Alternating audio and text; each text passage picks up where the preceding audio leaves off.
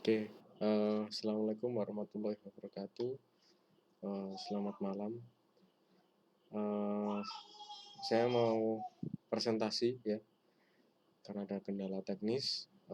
Jadi presentasi saya rekam, bisa kalian simak dan nanti ada penugasan di akhir presentasi ya, terkait dengan dasar cerita video editing. Oke. Nah, dasar cerita video editing. Editing is the creative force of filmic reality and the foundation of film art.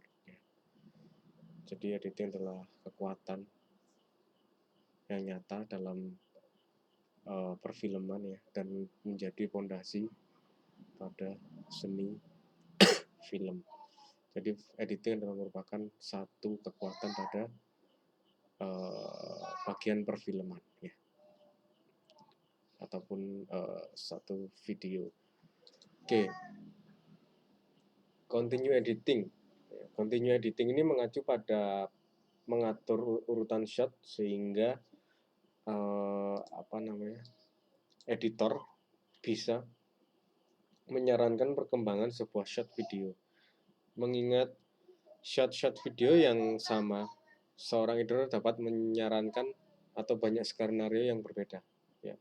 Jadi keseluruhan shot, ya. Kalau kita bayangkan kita membuat satu film, ya, film yang besar dengan banyak shot, dengan tipe-tipe shotnya dan dalam satu adegan, plotnya. Nah, oleh editor itu dia bisa membuat dari beberapa shot tadi yang sebenarnya dari skenario yang ada bisa menjadi banyak skenario yang berbeda. Hal ini sangat mungkin terjadi di ruang editing ya. Jadi konklusinya bisa berbeda, hasilnya bisa berbeda. Itu memang tergantung oleh editornya. Di samping itu memang juga akan terjadi diskusi ataupun uh, uh, secara bekerja sama antara sutradara dan editor, juga produser juga akan saling memantau kerja masing-masing sehingga visi mereka masih tetap dalam satu spine, dalam satu tulang ya, rangka. Oke, kita contohkan, kita bayangkan saja ya, dua shot ini ya, ini akan bisa menghasilkan dua konklusi yang berbeda ya. Jadi kita bayangkan kita punya shot pertama adalah seorang pria menatap kaget ya, ekspresi menatap kaget. Kemudian shot keduanya pria lain menarik pistol dan menembak ke arah kamera. Nah, jika kita urutkan shot video di atas, maka akan menghasilkan informasi pria pertama yang tertembak. Bisa dilogika, sangat bisa. Ini sering dilihat ya, kalian lihat pada film-film. Begitu pula jika kita balik urutannya ya, dua shot tersebut kita balik ya, kedua menjadi yang pertama, akan menghasilkan informasi atau konklusi atau pesan. Pria pertama kaget melihat adegan penembakan. Secara dasar contohnya seperti itu. Jadi kekuatannya editor salah satunya adalah bisa membuat banyak skenario atau bisa membuat sebuah konklusi persepsi dari penonton yang berbeda. Kemarin yang saya contohkan pada Nokta Merah ya, film Nokta Merah yang di sebelumnya, itu saya sempat bertemu dengan Mbak Alin, dia adalah editornya. Nah, dia bercerita nih saat membuat adegan yang memang ditampilkan kemarin ya, yang ada di YouTube, itu kesulitannya itu seperti dia sutradara dan editor ini berdiskusi, artinya ingin menunjukkan bahwa kejelasan antara si talent wanita dan talent pria ini mana yang salah. Karena awal ketika Mbak Alin, seorang editornya ya, Mbak Alin itu dia mengedit pada cerita pertama, karena pasti di setiap skenario ya, skenario film itu kan memang melibatkan banyak orang ya, melibatkan banyak orang, ada sutradara, ada produser, ada pemain, ada editor, itu kan banyak orang yang terlibat di sana. Bisa jadi pemahaman atau penalaran mereka terhadap persepsi mereka terhadap skenario atau alur ceritanya itu bisa jadi berbeda. Ya, kita kembali lagi ke contoh Nokta Merah ketika Mbak Alin bercerita ya. Jadi sutradaranya itu ingin menghasilkan informasi bahwa eh, pernikahan mereka itu memang sudah 10 tahun. Ya. Eh, tentu adegan bertengkarnya itu tidak seperti pernikahan yang memang berusia 1 tahun 2 tahun. Jadi ada perbedaan tensi yang mereka jaga ya, ada perbedaan tensi yang mereka jaga, ada emosi yang memang berbeda ya antara pasangan yang memang baru menikah di uh, rentang waktu 2 tahun sama waktu 10 tahun. Ya. Kemudian kita bisa melihat juga, nanti kalian bisa lihat lagi amati lagi ya di YouTube-nya itu, uh, mereka ingin membuat kesan bahwa seolah-olah yang terlihat oleh penonton si uh, talent prianya itu tersudutkan oleh pertanyaan-pertanyaan si wanitanya, ya. Yang seolah-olah muncul bahwa persepsi wanita selalu benar. Tapi yang sebenarnya terjadi adalah ya memang si talent prianya itu memang melakukan kesalahan sebenarnya, ya. Namun secara tensi dan emosi tadi yang memang dijaga, ingin memperlihatkan bahwa itu memang pernikahan yang sudah lama kemudian ada masalah, maka dibuatlah sedemikian rupa, ya. Ada yang diukur dari segi emosinya, ya. Ketika itu dirubah, shotnya, cuttingnya itu dibuat sama atau dibuat seimbang, maka bisa jadi persepsi kita bahwa pernikahan itu yang ada di adegan itu ya menjadi pernikahan yang lebih muda, maksudnya lebih awal, pernikahan di 2 tahun ya, karena masih mempertahankan ego masing-masing ini, ya. Logikanya seperti itu, bisa menghasilkan dua konklusi, tidak hanya berbeda cerita tapi berbeda persepsi. Oke. Kemudian ini contoh ketika kita mempunyai 3 shot. Nanti ini akan saya tugaskan ya, kalian akan membuat satu tugas video, membuat 3 adegan, 3 cerita ya. Oke. Contoh kita mempunyai 3 shot ya. Yang pertama shot pertama pria melompat dari mobil, kemudian yang kedua mobil yang terbakar, yang ketiga ledakan. Nah, jika kita urutkan sekuennya kita urutkan sekuen ini menjadi 1 2 3. Shotnya menghasilkan informasi pria itu melompat dari mobil sebelum mobil itu terbakar dan meledak. Jadi konklusinya adalah pria itu selamat ya.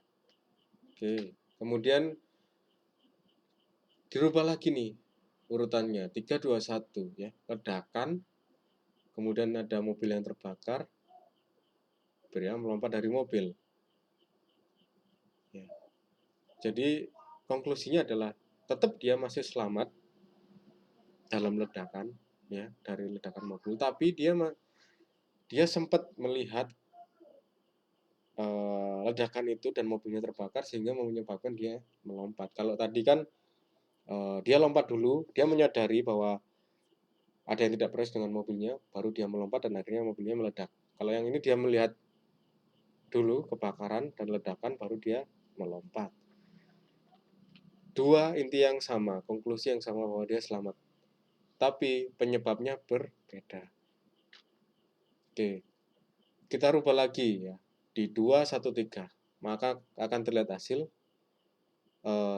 kebakaran menyebabkan penumpang melompat dari mobil sehingga penumpang ada waktu untuk melarikan diri dari ledakan. Sama-sama selamat, tapi penyebabnya berbeda, urutannya berbeda. Ya. Oke, mudah ini. Kemudian kita balik nih jadi 2, 3, 1 ya. Penumpangnya baru melompat setelah terjadi api yang menyebabkan ledakan.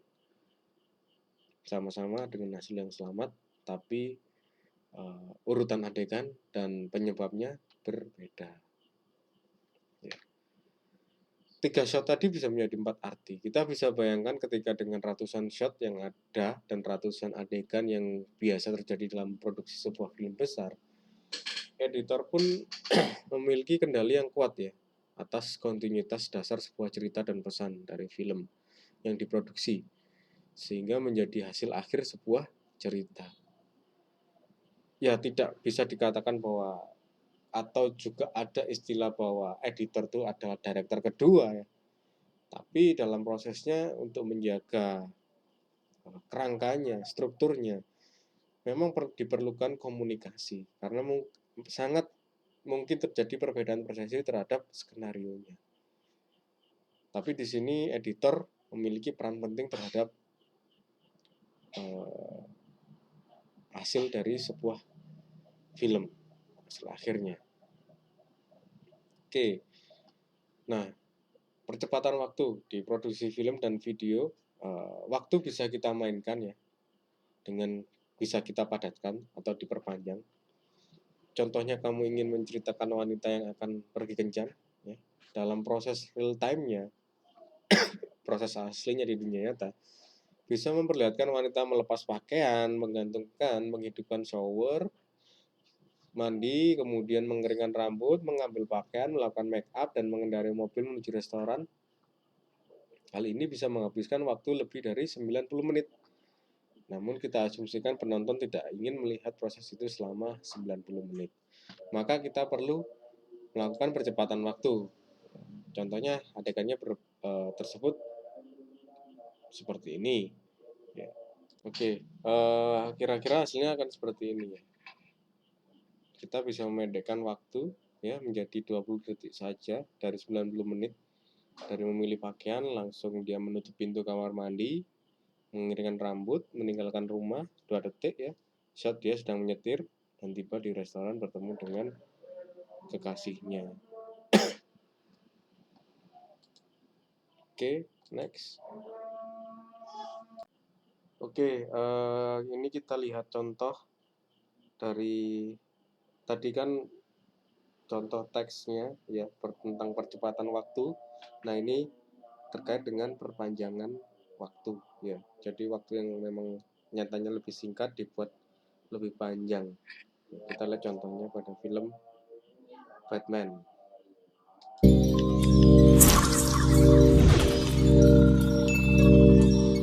These big screen scenes will make you want to duck and cover. Welcome to WatchMojo.com, and today we're counting down our picks for the top 10 nuclear bomb scenes in movies.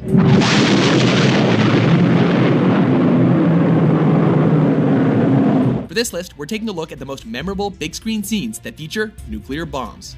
And seemingly dies in the final. Some days, the explosion is as much as you'd expect in terms of a nuclear blast. But unfortunately, it's not powerful enough to eradicate the plot of this movie that was disliked by many indie fans. Number 8, The Dark Knight Rises. Some days you just can't get rid of a bomb. In what he meant to be a selfless act and the ultimate sacrifice, Bruce Wayne himself flies a nuclear bomb far away enough from civilization to save everyone, and seemingly dies in the ensuing blast in the final installment of Christopher Nolan's Batman trilogy.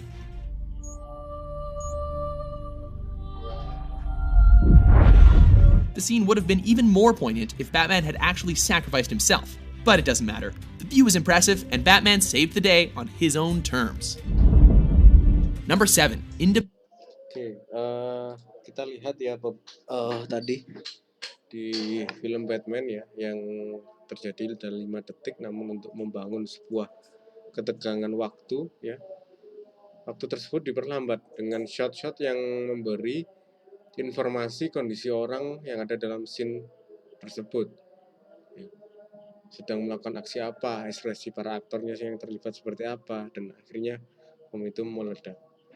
Nah, editing di dalam scene ini membuat penekanan lebih dalam terhadap emotional impact-nya. Sama kayak kasus yang Joker kemarin ya, mereka menahan dulu kemudian baru dieksplosifkan.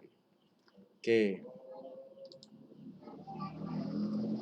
memperlihatkan penyebabnya. Seringkali kontinuitas menjadi bagian penting dari editing. Skrip yang bagus dapat ditingkatkan dengan editing yang bagus juga, sehingga memberi kesan atau menjelaskan padahal kenapa hal itu terjadi. Ya.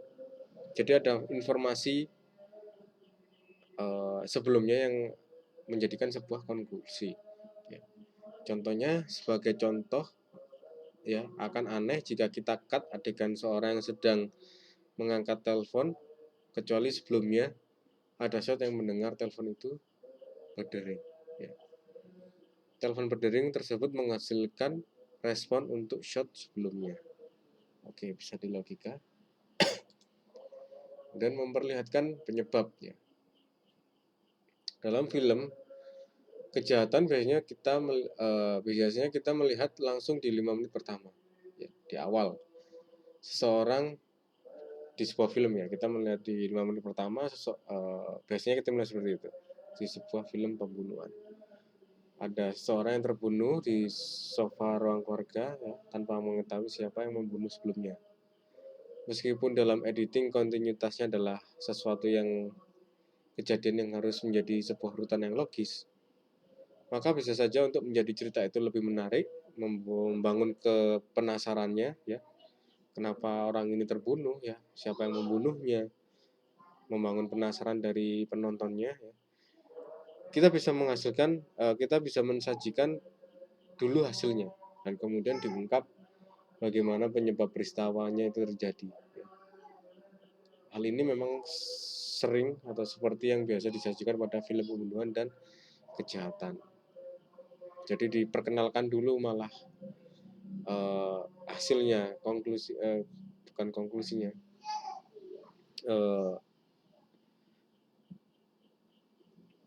kejadian yang memicu dari pembunuhan itu malah ditarik mundur ya. Jadi hasil dari pembunuhan dulu baru bagaimana kejadian itu terjadi. Oke, kemudian yang ketiga memperlihatkan motivasi. Motivasi termasuk salah satu dari motif kuno ya. Yang termasuk dari motif kuno itu seperti motif uang, kecemburuan antar pasangan, balas dendam ayah dan anak ya. Anaknya dibunuh dan ayah balas dendam, istrinya dibunuh, suaminya balas dendam. Nah, bahkan jika motivasinya adalah balas dendam, maka balas dendam harus memiliki alasan ya, untuk memberikan jawaban. Dapat ditunjukkan dari insiden dari masa lalu. Ya, balas dendam seorang pria yang melakukan pembunuhan, kemudian melihat kedekatan wanita itu dengan pria lain, ya, kemudian melihat kecurigaan, kecemburuan, kebencian, kemarahan menyelimuti suaminya, dan melihat bahwa emosi negatif itu tidak dapat ditahan. Jadi intinya pada